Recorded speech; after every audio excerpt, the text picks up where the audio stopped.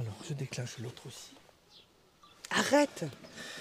Voilà, bonjour à tous, on innove sur Télé Béziers Sud. Bonjour Marilyn. Bonjour Eric. Alors voilà, on vous voit des deux côtés, on a deux caméras et ça fait très plaisir. Vous m'avez dit souvent que les plans fixes, c'est vrai, c'est peut-être pas ennuyeux parce que tout ce que tu racontes Marilyn, chaque fois c'est passionnant. Merci. On va revenir sur des sujets, tu as investi, vous êtes bénévole, combien de bénévoles actuellement au Chat Libre de Béziers? Pas assez, malheureusement. Pas assez, ouais, vous non, en pas cherchez. assez. On cherche toujours des bénévoles. Le profil c'est quoi? Des gens à la retraite Non, ça peut être des actifs. La preuve, je suis active. Du lundi au vendredi, je travaille et le samedi, je viens ici passer la journée pour les adoptions. Travailles encore, Oui, je travaille encore. Oui. Oui, non, excuse-moi, tu ne fais pas retraiter, loin de là, tu es dynamique. Mais c'est difficile de faire quelque chose à côté de son travail. Il faut prendre le temps, tout simplement. Après, voilà, il faut, déjà, il faut aimer les animaux. Il faut aussi avoir beaucoup de courage parce que c'est pas évident tous les jours. C'est un travail qui est quand même un petit peu dur. Et en plus, c'est récurrent. Tous les jours, on recommence. Les abandons à ce moment. Les abandons, on a encore beaucoup d'abandons malheureusement. Des adultes. On va avoir la saison des chatons qui est malheureusement aussi démarrée. Ça y est, on commence à être appelé. Combien ça dure? Comment ça marche une gestation d'un chat? C'est long. Ça s'étale sur plusieurs mois. Il y a des périodes vraiment dans l'année. Ouais, voilà. En général, il y a 2 périodes dans l'année. Le micro, voilà, comme ça. En général, il y a 2 périodes dans l'année. Et là, ça vient de démarrer. Donc, tous ceux qui ont eu des chatons et qui n'ont pas fait stériliser leur minette et dont la minette, du coup, sort, malheureusement, elle revient gestante. Et souvent, ces personnes-là n'assument pas et abandonnent un petit peu leur minette. Ou alors, la minette, elle est partie faire ses petits dans le jardin du voisin. Donc, on récupère beaucoup de... Ça commence, là, sérieusement. On récupère beaucoup de chattes, de jeunes chattes avec des premières portées. On récupère aussi des chatons sans maman. Donc là, on a beau chercher, on ne trouve pas la maman. Donc là, c'est compliqué parce que il faut des familles d'accueil. Donc on est aussi en recherche de familles d'accueil pour accueillir tous ces petits bouts. Celles qui ont le temps, donc là, ça peut être des personnes qui sont inactives ou des jeunes retraités parce que là, on a du biberonnage. C'est quoi ça, famille d'accueil, la différence de prendre un chat à l'adoption? C'est-à-dire qu'il n'est pas à soi? Voilà. On s'en occupe en attendant? On s'en occupe comme si c'était son propre chat. Ouais. Sauf que du coup, tous les frais nourriture ou alors les frais vétérinaires sont à la charge de l'association. Sauf si bien sûr la famille d'accueil veut aussi participer et acheter le lait, les croquettes. Donc là, il y a pas de souci. Ça revient moins cher à la famille, mais elle vous rend service en vous délaissant un petit peu de chats. Parce que combien il y en a de chats placés dans les familles en ce moment? Alors en ce moment, je dirais qu'on a bien peut-être une quinzaine d'adultes.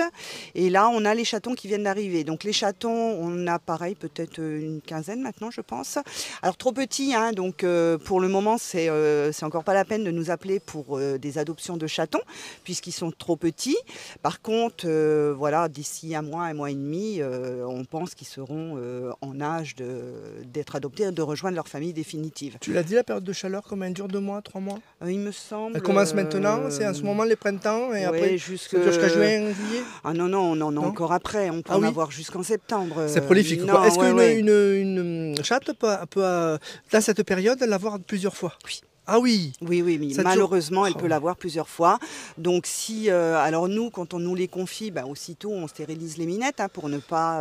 Oui, ça tu le conseilles. Voilà. On va leur reparler d'ailleurs. On en reparle. Ça c'est vraiment le point important. Oui, il faut vraiment stériliser vos minettes et vos mâles parce que le mâle va aller voir une minette. Donc il faut aussi, il est à l'origine de. Ils sont tous stérilisés ceux qui sont ici. Oui, 300, oui, tous. Ils sont tous stérilisés. Vous avez un prix un peu avec le vétérinaire. On a un tarif associatif et là c'est pareil, c'est un réel budget. Donc le particulier qui n'a pas vraiment le budget, il faut vraiment qu'il vienne vers nous. On peut lui proposer le tarif associatif pour faire stériliser sa minette et pour éviter justement toute cette misère animale. Béziers, la page d'association, on la tag, donc vous pouvez la voir. Vous répondez sur les messengers.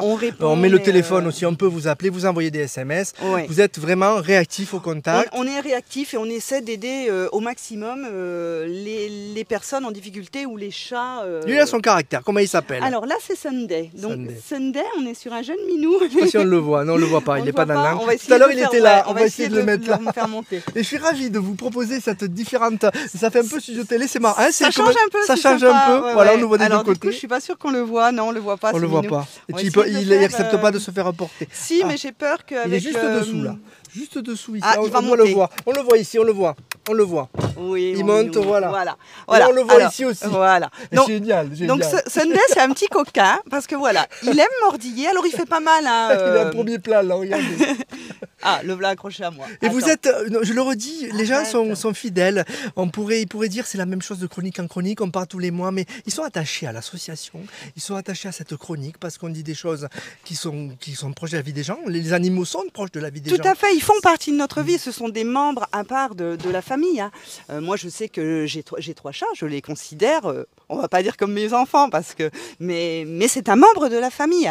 Donc, quand on fait le choix d'adopter ou d'accueillir un animal, on l'accueille jusqu'à la fin de ses jours. Voilà. Et quand il ne faut pas que ce soit un caprice. Non, il ne faut pas que Surtout ce soit un caprice. Et quand il devient vieux et qu'il a besoin de soins, il faut l'emmener chez le vétérinaire. Les vétérinaires font des règlements plusieurs fois. Donc il faut vraiment prendre un animal en toute conscience et se dire que oui, je pars pour 10 ans, pour 15 ans, pour 20 ans. Aujourd'hui, tout va bien, il est en bonne santé. Et peut-être que dans 10 ans, il aura des soucis et je devrais l'emmener chez le vétérinaire. Donc il faut vraiment anticiper tout ça. Tu conseilles une mutuelle? Tu conseilles de prendre une mutuelle ou de prévoir de l'argent pour au cas où c'est un budget? Alors, au niveau maladie, on ne peut pas prévoir. Non, on ne peut pas prévoir. Alors personnellement, je n'ai pas de mutuelle pour mes animaux. J'ai de l'argent de placer, hein, comme la plupart des personnes. Donc par contre, voilà, en cas de coup dur, je sais que je peux subvenir à une opération. Il faut prévoir. On peut pas... Il faut prévoir. Mais là, je m'étais renseignée pour les miens, mais ils ont 10 ans et il semblerait que ce soit un peu plus compliqué. C'est au début de la vie qu'il faut qu'on assure.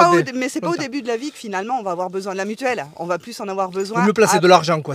Voilà, moi ça a été, c'est ma philosophie. J'ai placé de l'argent. Aujourd'hui, si j'ai un de mes chats qui a besoin de frais, je ne serai pas prise au dépourvu.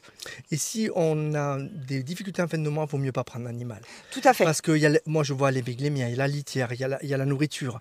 Et puis ils vont pas vous demander ou comprendre si vous leur dites excuse-moi, aujourd'hui j'ai pas d'argent, je peux pas te nourrir. Non, voilà. Les personnes qui ont déjà des difficultés financières en fin de mois, ça peut arriver à tout le monde, hein, jeune, moins jeune.